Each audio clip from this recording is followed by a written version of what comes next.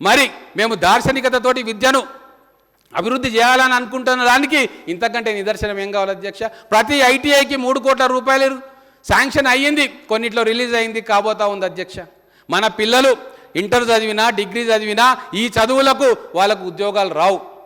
అందుకే వాళ్ళను skilled based work force తెలంగాణలో తయారు చేసుకోవాలి, వాటిని ప్రపంచానికి అందియాలన్న ఏకైక లక్ష్యంతో ఈరోజు మా ప్రభుత్వం పనిచేస్తూ ఉంది. దానికోసం బడ్జెట్లో ప్రొవిజన్స్ పెట్టుకున్నాం అధ్యక్ష. గతంలో కేటీఆర్ గారు ఒక మంచి పని చేసినారు, ఫ్యాగ్ అండ్ ఆఫ్ దర్ రూల్లో మన ఊరు మనబడి అని చెప్పి ఒక ప్రయత్నం చేసినారు. దాన్ని అభినందించాల్సిందే. ప్రయత్నం అయితే చేసినారు, అడ్వర్టైజ్మెంట్లు చేసుకున్నారు, అక్కడ ఇక్కడ నిధులు కేటాయించను. కానీ ఇప్పుడు ఎక్కడ పోయినా కూడా మన ఊరు మనబడి మీద శాంక్షన్ అయిపోయిన దానికి బిల్లులు లేక, డబ్బులు లేక, దానికి ప్రాపర్ స్ట్రాటజీలో గ్రౌండింగ్ చేయలేక కట్టిన వాళ్ళందరూ కూడా ఇప్పుడు రోడ్ల మీదకి వస్తూ ఉన్నారు అధ్యక్ష. ఉద్దేశం మంచిదే, కానీ ఆచరణలో విఫలమైపోయినారు అధ్యక్ష.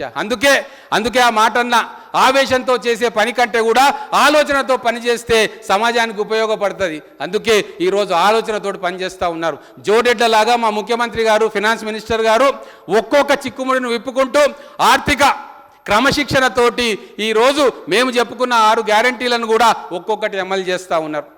సమయం ఇవ్వాలి కదా అధ్యక్ష, కానీ ఆ సమయం కూడా ఇవ్వదలుచుకోలే వాళ్ళు. కానీ ప్రజలు మాకు సంపూర్ణంగా సమయం ఇవ్వడానికి, బిడ్డలు మంచి పని చేస్తున్నారు వీళ్ళని ఆశీర్వదిద్దామని చెప్పి వాళ్ళ మనసులో అనుకుంటున్నారు. దానిది రేపు స్థానిక సంస్థల ఎన్నికల్లో ఖచ్చితంగా ఆ రిజల్ట్ మనకు కనబడుతుంది. ఇదే అసెంబ్లీ సాక్షిగా మళ్ళీ చర్చలు పెట్టుకుందాం అధ్యక్ష.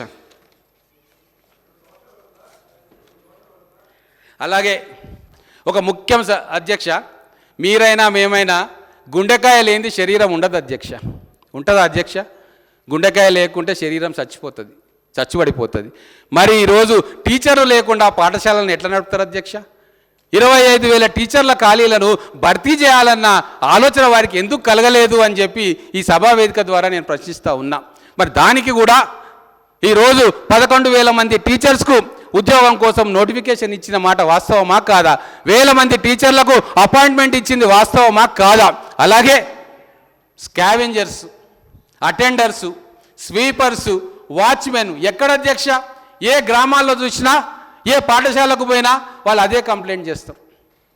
లేదు మా నియోజకవర్గం రా చూపిస్తా, అన్ని నియోజకవర్గంలో ఇదే పరిస్థితి. అందుకే మా ప్రభుత్వం కూడా నిర్ణయం తీసుకుంటుంది, ఖచ్చితంగా రాబోయే రోజుల్లో వీళ్ళందరినీ కూడా ప్రతి స్కూల్కు అపాయింట్మెంట్ చేయాలని చెప్పి నిర్ణయం తీసుకుంటుంది అధ్యక్ష.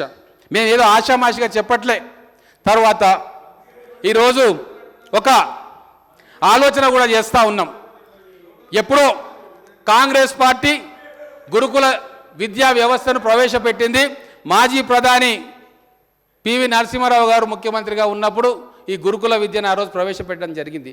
దాని తర్వాత కాంగ్రెస్ కేంద్ర ప్రభుత్వంలో అధికారంలో ఉన్నప్పుడు చాలా నవోదయ స్కూల్స్ తీసుకొచ్చినాం. అలాగే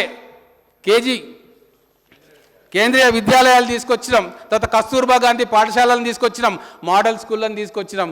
ఇట్లా అనేక కార్యక్రమాలు చేసిన చరిత్ర కాంగ్రెస్ పార్టీ ఉంది అధ్యక్ష. కొత్తగా మేము ఎడ్యుకేషన్ మీద ఈరోజు చెప్పట్లే. ఒక ఆలోచన విధానాన్ని పుణికిపుచ్చుకున్న కాంగ్రెస్ పార్టీ దాని ప్రకారంగా దానికి మెరుగులు దిద్దడానికి ఈరోజు రాష్ట్ర ప్రభుత్వం రేవంత్ రెడ్డి గారి నేతృత్వంలో పనిచేస్తూ ఉంది.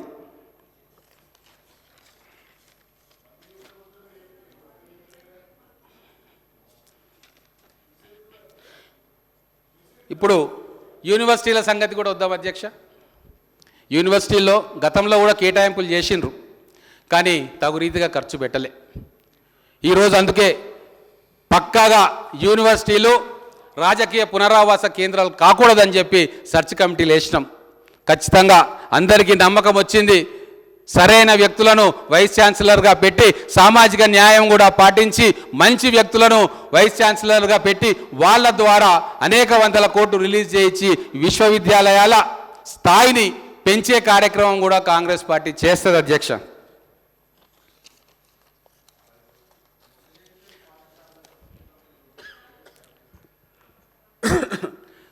ఇప్పుడు మేము కూడా అన్ని కరెక్టే చేస్తామని చెప్పి మేము అనుకోవట్లే. మేము కూడా సూచనలను ఆహ్వానిస్తాం. మా మిత్రులు ఏదైనా మంచి సూచనలు చేస్తే దాన్ని ఖచ్చితంగా అమలు చేసే బాధ్యత కూడా మేము తీసుకుంటాం.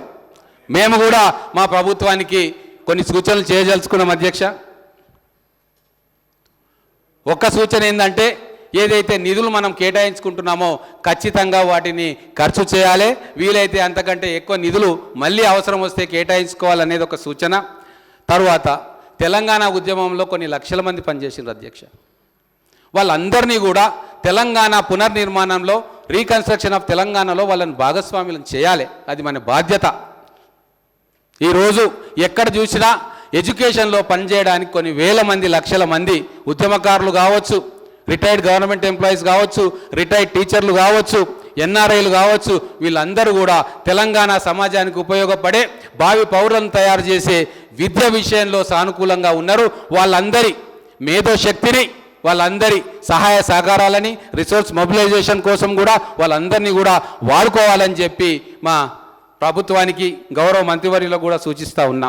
ఇంకొక విషయం అధ్యక్ష, మా నియోజకవర్గంలో నేను ఇంప్లిమెంట్ చేసి చూపించిన.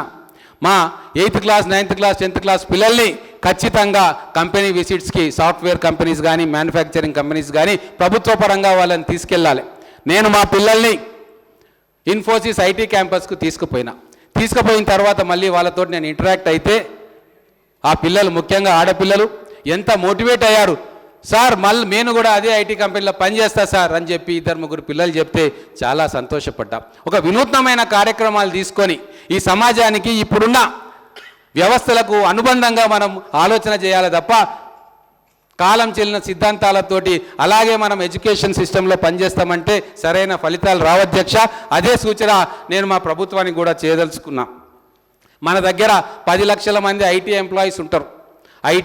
ఐటీ సర్వీసెస్, ఇంకా మిగతా అనుబంధ సంస్థల్లో పనిచేసే వాళ్ళు, అలైడ్ ఇండస్ట్రీస్, వాళ్ళందరూ దాంట్లో చాలామంది సమాజ సేవ చేయనీకే ఉత్సాహం చూపుతారు. అలాగే మరి 8th, 9th, 10th పిల్లలు దాదాపుగా ప్రభుత్వ బళ్ళల్లో 7.5 లక్షల నుంచి 8 లక్షల మంది చదువుకుంటారు అధ్యక్ష. ఇటువంటి వాళ్ళందరినీ కూడా మెంటర్షిప్ ప్రోగ్రాంలో ప్రతి ఒక్క పేద విద్యార్థికి, ఒక చదువుకొని ఉన్నత స్థాయిలో ఉన్న వ్యక్తిని వాళ్లకు సింక్రొనైజ్ చేయగలిగితే ఖచ్చితంగా మోటివేట్ అయ్యే అవకాశం ఉంటుంది. ఈ అంశాన్ని కూడా పరిశీలించాలి. ఎన్ఆర్ఐలు కూడా చాలామంది ఈ కార్యక్రమం చేయడానికి సంతోషంగా ముందుకు వస్తూ ఉన్నారు అధ్యక్ష. మనం ఐలాండ్స్ ఆఫ్ ఎక్సలెన్స్ తయారు చేసుకోవద్దు.